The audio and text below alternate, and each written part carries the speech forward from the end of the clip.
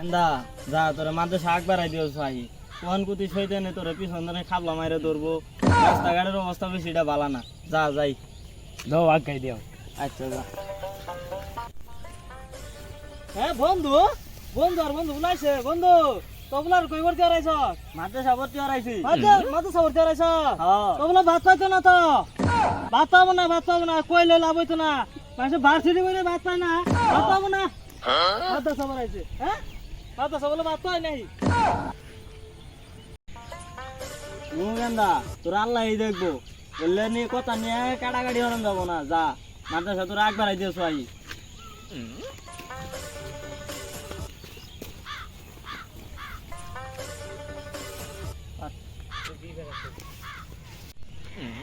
বন্ধু তোর এই তো খুঁজতাছি